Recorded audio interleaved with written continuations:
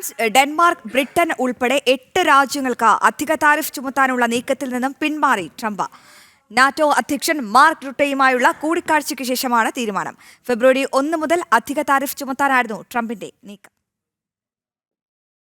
France, Britain എന്നീ രാഷ്ട്രങ്ങൾക്ക് പുറമെ Finland, Norway, Sweden, Denmark, Germany, Netherlands ഉൾപ്പെടെ യൂറോപ്യൻ രാജ്യങ്ങൾക്ക് ഫെബ്രുവരി 1 മുതൽ താരിഫ് ചുമത്താനായിരുന്നു ട്രംപിന്റെ നീക്കം. ഫെബ്രുവരി 1 മുതൽ 10%, തുടർന്ന് 6 മാസത്തിന് ശേഷം 25% താരിഫ് ഉയർത്താനായിരുന്നു തീരുമാനം. ഗ്രീൻലൻഡ് ഏറ്റെടുക്കൽ സംബന്ധിച്ച് നാറ്റോ അംഗരാജ്യങ്ങൾ എതിർപ്പ് അറിയിച്ചതിനെ തുടർന്നാണ് അധിക താരിഫ് ചുമത്താൻ ട്രംപിന് പ്രേരണയായത്. ഇന്നലെ നാറ്റോ സെക്രട്ടറി ജനറൽ മാർക്ക് റുട്ടെയുമായി ട്രംപ് കൂടിക്കാഴ്ച നടത്തിയിരുന്നു. വേൾഡ് എക്കണോമിക് ഫോറം യോഗത്തോടനുബന്ധിച്ചായിരുന്നു കൂടിക്കാഴ്ച. ഇതിനു പിന്നാലെയാണ് താരിഫ് ചുമത്തേണ്ടതില്ല എന്ന തീരുമാനം ട്രംപ് സമൂഹമാധ്യമത്തിലൂടെ അറിയിച്ചത്.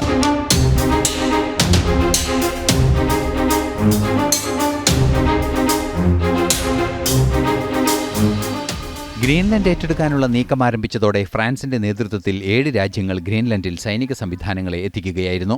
സംയുക്ത പരിശീലനവും ഗ്രീൻലൻഡിൽ ആരംഭിച്ചു. ബ്രിട്ടീഷ് പ്രധാനമന്ത്രി കെയർ സ്റ്റാമർ അമേരിക്കയുടെ നീക്കം തെറ്റെന്ന് കൃത്യമായി ട്രംപിനെ ഫോണിലൂടെ അറിയിക്കുകയും ചെയ്തു. ഈ പശ്ചാത്തലത്തിലാണ് ഗ്രീൻലൻഡിനെതിരെ സൈനിക നീക്കം ഉണ്ടാകില്ലെന്ന് ഇന്നലെ ട്രംപ് പറഞ്ഞത്. ഇതിനു പിന്നാലെയാണ് താരിഫ് ചുമത്താനുള്ള നീക്കത്തിൽ നിന്നും പിന്മാറുകയും ചെയ്തത്. ഇന്റർനാഷണൽ ഡെസ്ക്, ജനം.